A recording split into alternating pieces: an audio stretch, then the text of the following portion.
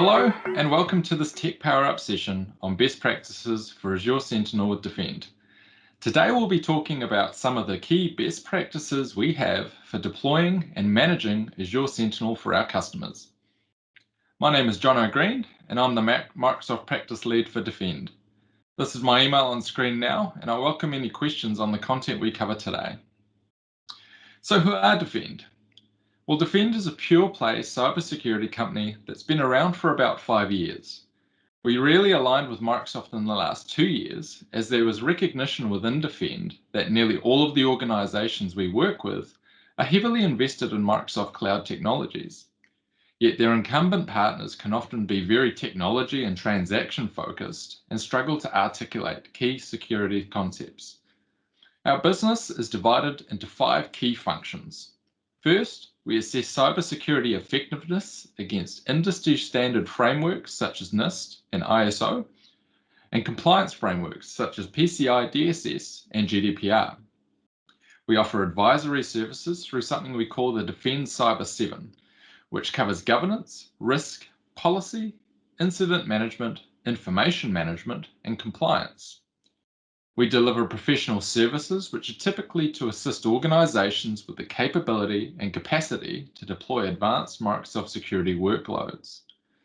We operate a managed service powered by Azure Sentinel called Defend ICE, and we offer assurance with ongoing measurement of cybersecurity effectiveness and maturity, along with vulnerability and penetration testing through our attack team.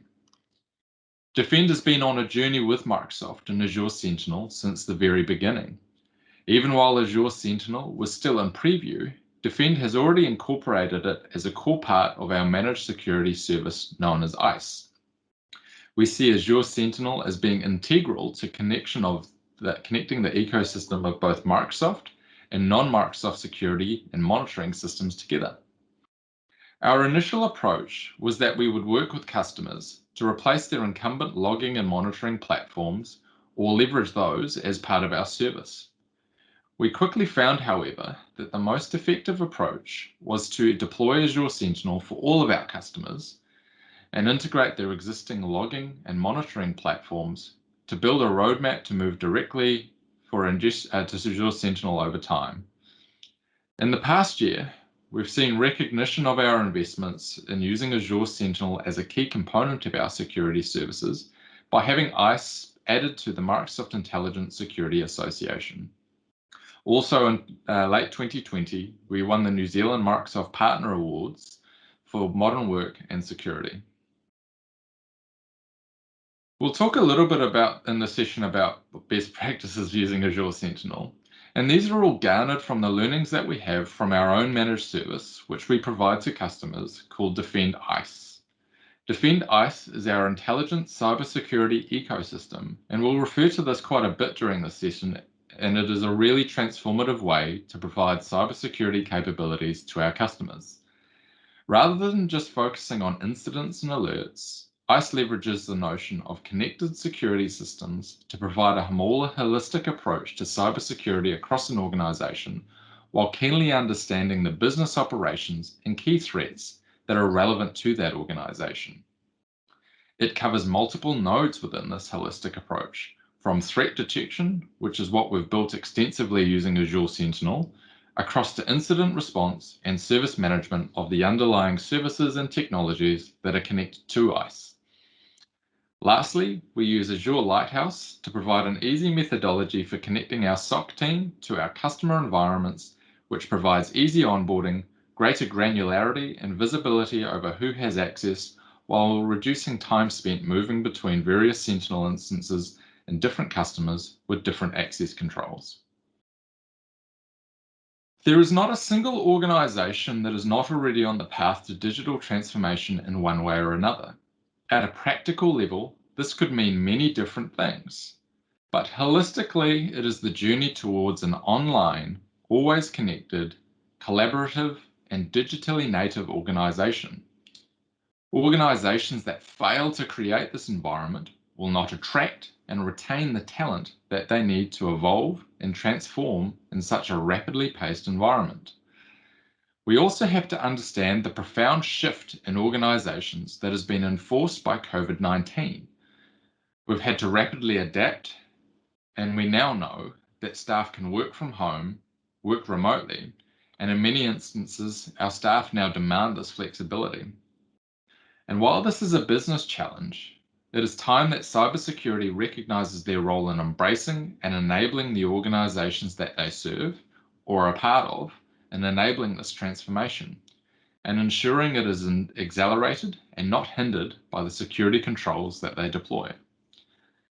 The cybersecurity transformation begins with an understanding that the traditional methods of protecting organizations by building walls, silos, and collecting logs are no longer effective. The landscape has changed dramatically and will continue to do so with organizations embracing digital transformation.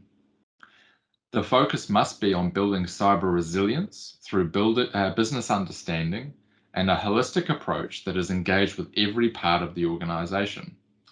This requires focusing on building secure services before laying down complicated security solutions. It also requires vigilantly focusing on the entire breadth of the organization and its threat exposure, while intelligently applying the right level of controls where the greatest risk exists. Ultimately, this results in providing integrated and automated management and response of cybersecurity and enabling the organization to succeed in its business strategy to be more productive and more profitable. Cybersecurity has changed dramatically over recent years and will continue to do so as the threat landscape continues to evolve. It is impossible to predict what the global challenges and the ongoing technology revolution will challenge organizations with and how that will impact their cybersecurity practices. The goal should be, therefore, to foster, grow, and develop cybersecurity resilient organizations that can withstand these challenges in whatever form they may take. We're encountering increasing complexity within our IT systems and those of other organizations in our supply chain and business operations networks.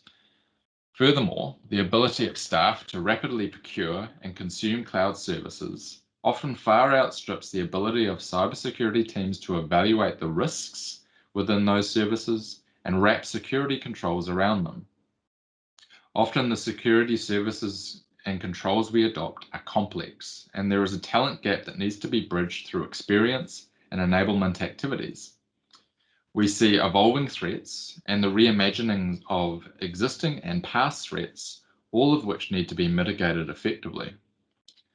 And lastly, costs are always rising across our organizations, not just within cybersecurity. It is often difficult to know where to best spend funds to net the best returns and efficiencies. With the move to cloud and online environments, organizations should take the opportunity to review their entire threat landscape and reassess where the risks are to the organization.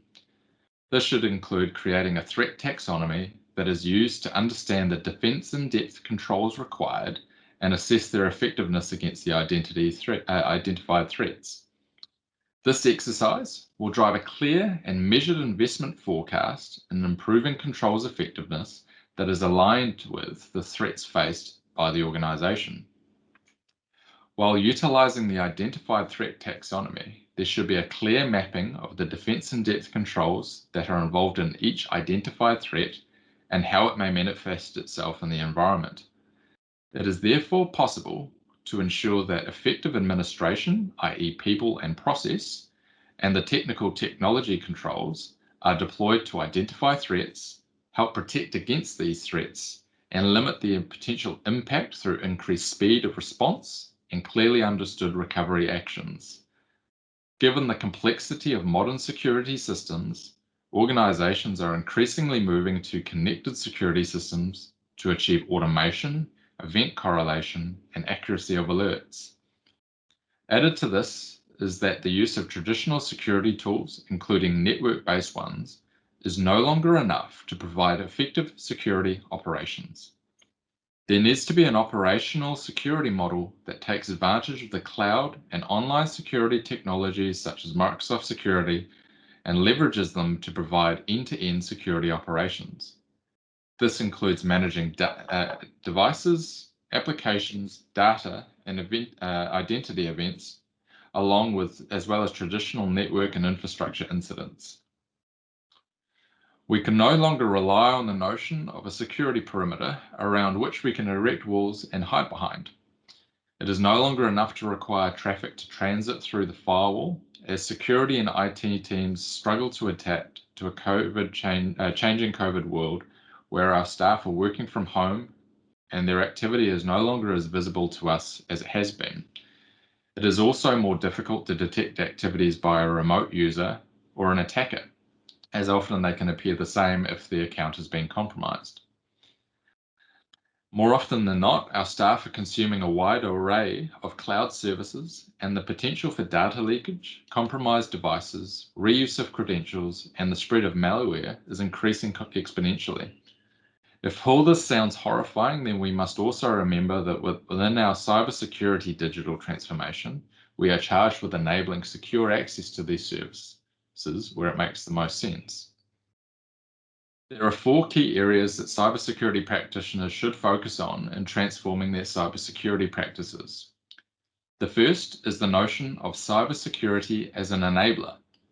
The goal of cybersecurity should always be how we can enable the organization to achieve its strategy and business outcomes while ensuring that the risk of threats is clearly understood and managed. The next area is the notion of secure services before security services.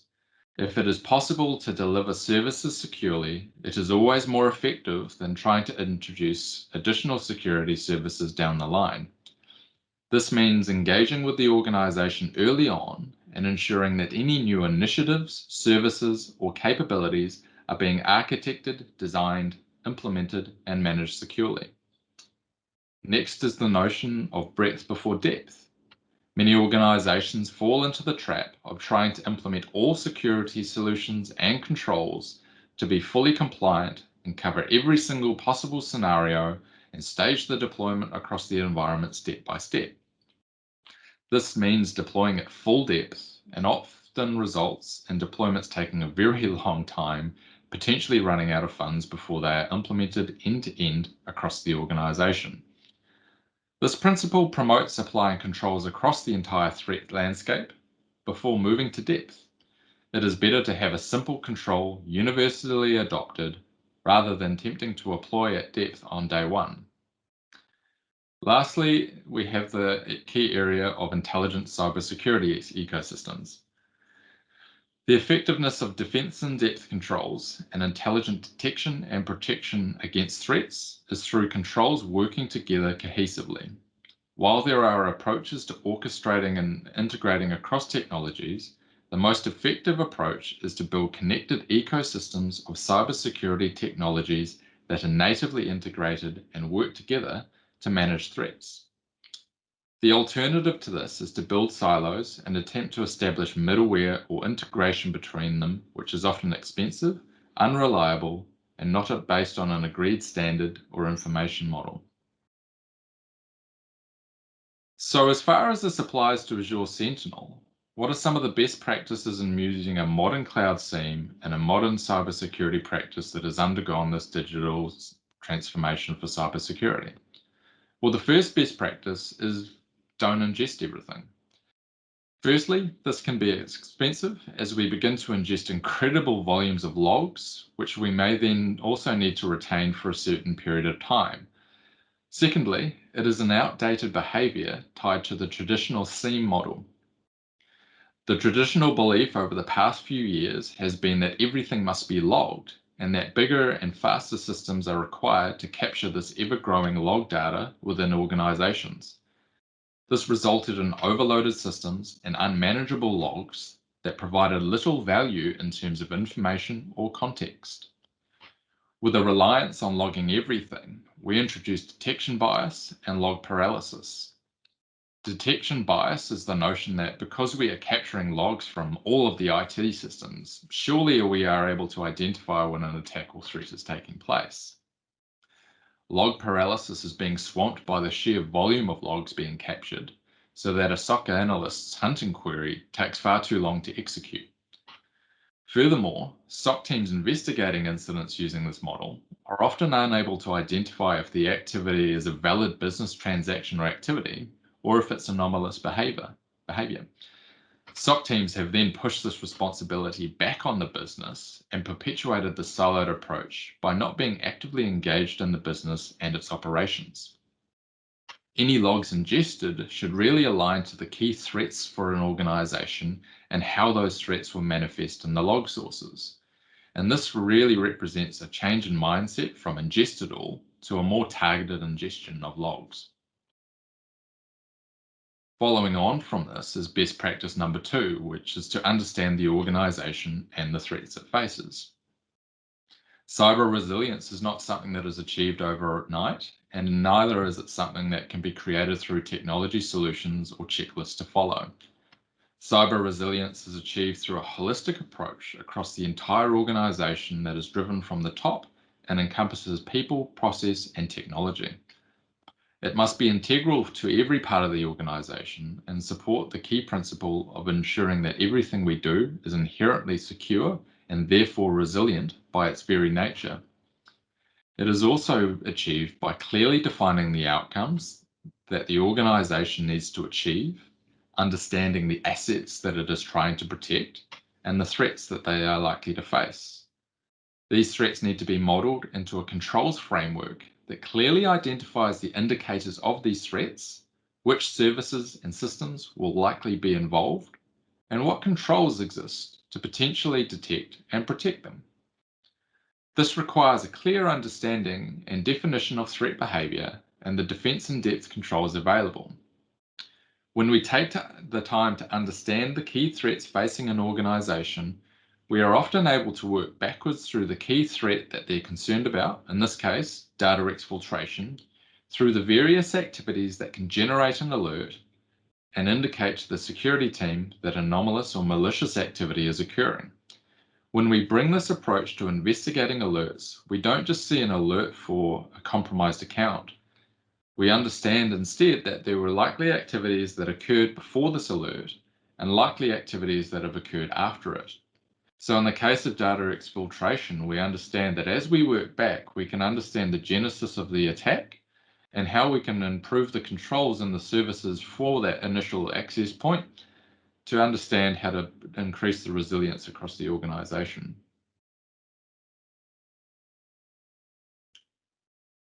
If we're being more clever and mature about log ingestion and threat scenarios, then it makes sense when we're aligned across business threats. Then we should also be intelligent about how we structure our Azure Sentinel instances for customers to ensure that the detection capability is optimal while keeping costs in check.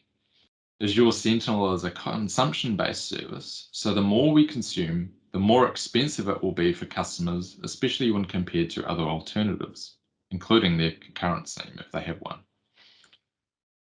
Logging still needs to happen, as this is an important part of forensic analysis and reporting on compliance.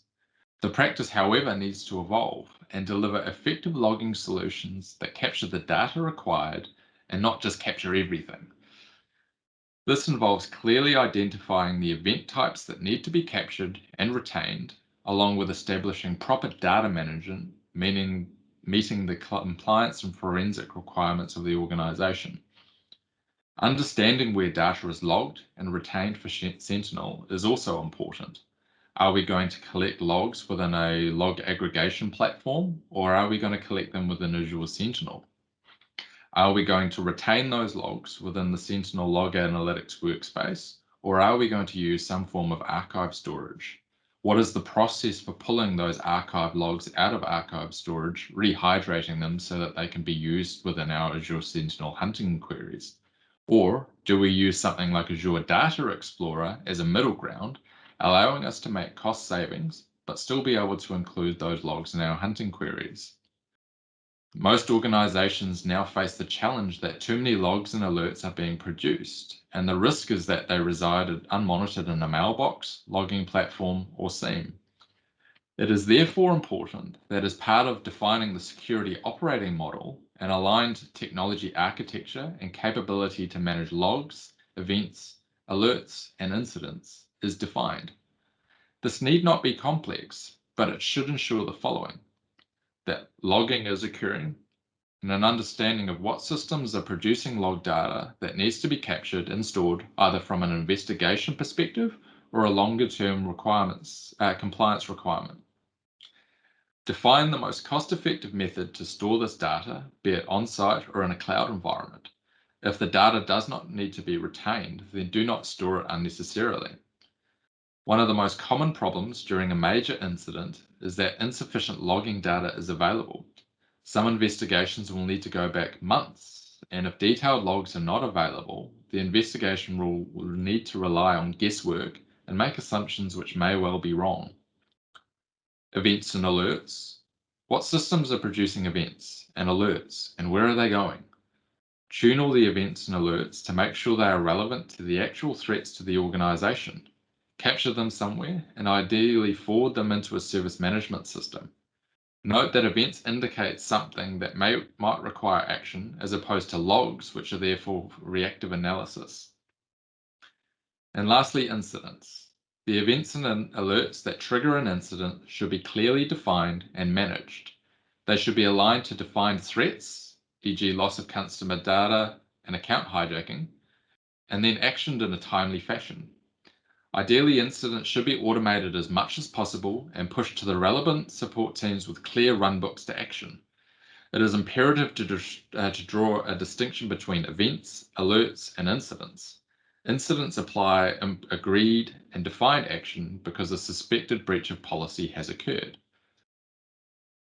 Events and alerts are an indicator of some anomaly being detected, and these should be tuned to ensure that false positives are minimized and only real incidents are alerted on. It is important that end-to-end incident and case management tools are aligned to the organization. Quite often, this is the same service management platform used by the wider IT and infrastructure teams. Best practice number 4 is the idea of shift-left cybersecurity. Fundamentally, the notion of shift-left cybersecurity is the idea that we can greater empower our SOC analysts and hunters by leveraging automation, threat intelligence, and insights to reduce noise and alert fatigue, speed up time to acknowledge and remediate alerts, and secure systems without waiting for an escalation handover to occur. To achieve this, we need to think about our SIEM architecture and where it sits in relation to each service that feeds into it. We also need to understand how each service protects each component of the IT systems and how they generate telemetry that Azure Sentinel will use to generate incidents. Excuse me. At the bottom, we have our raw data and our log services, and these are generated typically by our IT systems and applications that our staff use each day. Above that, we have our extended detection and response, or XDR capabilities, where intelligence, knowledge of the assets generating the raw data below them, along with machine learning and behavioral analytic capabilities, are going to surface actionable alerts and events. These will ultimately flow into Azure Sentinel at the top, where our SOC analysts and threat hunters will tend to operate. If the XDR layer is properly configured, it will help reduce the number of false positives, automate responses to certain events to reduce fatigue, or introduce automated investigation capabilities to dramatically speed up the time to investigate the alert. Our SOC analysts also need to not only understand and be able to operate Azure Sentinel, but they also need to have working knowledge of the XDR layer so that they can greater understand the context within an alert or event and the underlying service generating that data to speed up any time to remediate or acknowledge within there. Best practice number 5 is continuous improvement. There is what we call a Sentinel loop between Sentinel and the security services that connect to it. In order to continuously improve the capability of Azure Sentinel to detect new threats and vulnerabilities, work is required to deploy, monitor, and improve the underlying services, all of which then feeds back into Azure Sentinel through improved runbooks and automation, or playbooks and automation. The Sentinel loop is also rather good at surfacing up new opportunities for a partner to deploy new workloads and to wrap managed service engagements around these new workloads.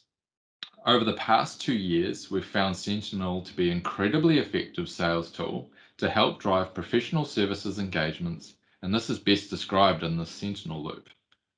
Deploying and managing Azure Sentinel often requires significant ongoing professional services engagements to increase cyber resilience within the underlying security services that will provide better visibility, identification of threat activity, reduction of false positives, and better alignment with the threat scenarios relevant to that organization.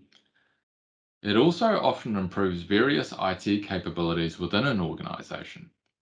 For example, increasing the visibility and protection of endpoints through Defender for Endpoint will often mean leveraging the modern and secure device management capabilities of Microsoft Endpoint Manager, unlocking the ability to securely leverage things like Windows Autopilot, which will dramatically improve the ability to procure and deliver devices to staff, and the user experience for staff when they are needing a new or replacement device. This has been especially true with COVID, where large numbers of new devices have needed to be shipped to staff working remotely, particularly when they are not able to go into the office in order to maintain social distancing.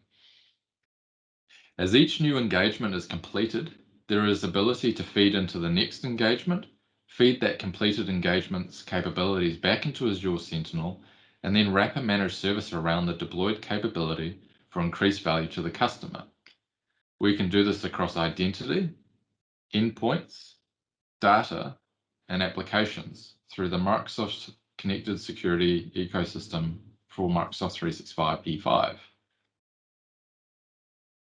Lastly, we have some best practices for wrapping Azure Sentinel up into a managed service based on what we have found over the past couple of years. One thing we found as we were building out the service and capabilities and recruiting headcount to man our managed service, while also recovering some of the cost of those wages, was that we were using some members of our SOC team for professional services delivery as well whenever they had free allocation and there was sufficient capacity managing the incidents and alerts being generated by our managed service. The unintended positive consequence here was that we found our SOC analysts quickly developed a deep working knowledge of the technologies that were feeding into Azure Sentinel, which would later prove critical in the speed with which they could triage incidents and respond to threats, as they had built significant capability, confidence, and competence in the underlying technologies. Next is the notion that when articulating value to customers, it can be beneficial to not focus just on incidents generated by a Sentinel. There are a wide array of reports available in the XDR layer underneath Azure Sentinel that can increase the perceived value of your managed service. It also helps to keep track of your costs and make changes early on if the architecture isn't right. But then think about how you can feed into the value proposition to customers. If you don't know how to do this, you'll often end up relying on catching incidents to be able to show and articulate this value, which only works if you are actually capturing the incidents.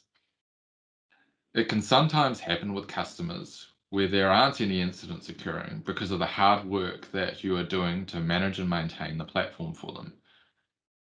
If you're not generating any incidents, sometimes the customer will ask why they are spending so much money when there are no incidents being captured and no alerts being generated.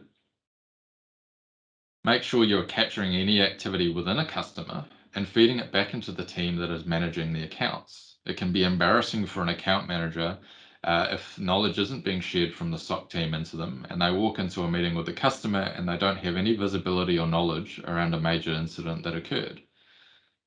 It can also help surface opportunities within those accounts for additional engagements that further drive the value and the relationship between your business and your customers.